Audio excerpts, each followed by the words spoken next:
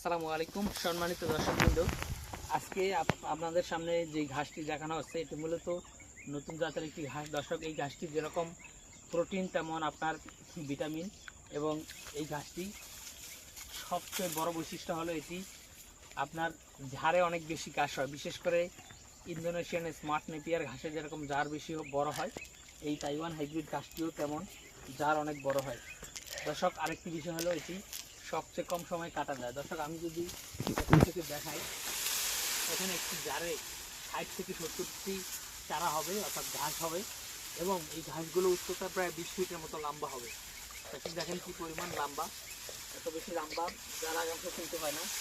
আর এই ঘাসের গিটগুলো কিন্তু অনেক বেশি লম্বা হয়, একটা গিট থেকে আরেকটা গিট 1 বিঘার বেশি লম্বা হয়, প্রায় অনেকগুলো 1 হাতের মতো লম্বা হয়ে যায়। দর্শক, তো আমরা এই তাইওয়ান হাইব্রিড গাছটা নতুন অর্থাৎ লাগিয়েছি। বিশেষ করে গুয়াতিমালা ঘাস লাগানোর আরও অনেক পরে এই ঘাসটা লাগিয়েছি। দর্শক, আমরা বর্তমানে সব ধরনের ঘাসই লাগিয়েছি। সেক্ষেত্রে আপনি চাইলে যে কোনো ঘাসের কাটিং আমাদের কাছ থেকে নিতে পারবেন। এটা যেরকম তাইওয়ান হাইব্রিড, পাশাপাশি যারা ওয়ান হাইব্রিডও রয়েছে, স্মার্ট নেপিয়ার রয়েছে, গুয়াতিমালাও রয়েছে, সবুজ পার্সন, লাল পার্সন এবং জার্মান হোয়াইট অজানা সব ধরনের ঘাস আমরা লাগিয়েছি। আপনার যে কোনো ঘাসের কাটিংয়ের জন্য আপনি আমাদের স্ক্রিনে দেওয়া নম্বরে যোগাযোগ